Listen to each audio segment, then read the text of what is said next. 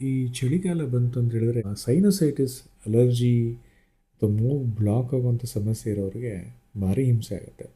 ಸಿಕ್ಕಾಪಟ್ಟೆ ತಲೆ ಭಾರ ಬರುವಂಥದ್ದು, ಹುಬ್ಬಿನ ಮೇಲೆ ನೋವು ಬರುವಂಥದ್ದು, ತಲೆನೋವು ಬರುವಂಥದ್ದು, ಮೂಗು ಬ್ಲಾಕ್ ಆಗುವಂಥದ್ದು ಇಸ್ ವೆರಿ ಕಾಮನ್. ಸೊ ಇದನ್ನು ಸಿಂಪಲ್ ಹೋಮ್ ರೆಮಿಡಿ ಮುಖಾಂತರ ನೀವು ಇದನ್ನು ಕಡಿಮೆ ಮಾಡ್ಕೊಂಬರ್ಬೋದು. ಒಂದು 200 ml ನೀರಿಗೆ ಒಂದು 1/4 ಚಮಚ ಶುಂಠಿ ಗ್ರೇಟ್ ಮಾಡಿ ಹಾಕಿಬಿಡಿ. 4 ಚಿಟಿಕೆಯಷ್ಟು ಅರಿಶಿನ ಹಾಕಬೇಕಾಗತ್ತೆ. ಅದು ಚೆನ್ನಾಗಿ ಕುದ್ದ ನಂತರ ನೀವು ಬೇಕು ಅನ್ನೋದಾದರೆ ಅದಕ್ಕೆ ಟೀ ಪೌಡರ್ ಹಾಕ್ಬೋದು. ಟೀ ಪೌಡರ್ ಬೇಡ ಅನ್ನೋದಾದರೆ ಜಸ್ಟ್ ಹಾಗೆ ಪ್ಲೇನ್ ಶುಂಠಿ ನೀರು ಮತ್ತು ಅರಿಶಿನ ಏನು ಹಾಕಿರ್ತೀರ ಅದನ್ನು ಸೋಸಿಬಿಟ್ಟು 3 ಚಮಚ ಜೋನಿ ಬೆಲ್ಲನ ಹಾಕಬೇಕಾಗತ್ತೆ. ಜೋನಿ ಬೆಲ್ಲ ಸಿಗದೆ ಹೋದರೆ ಯಾವುದಾದ್ರೂ ಆರ್ಗ್ಯಾನಿಕ್ ಬೆಲ್ಲನೂ ಹಾಕ್ಬೋದು.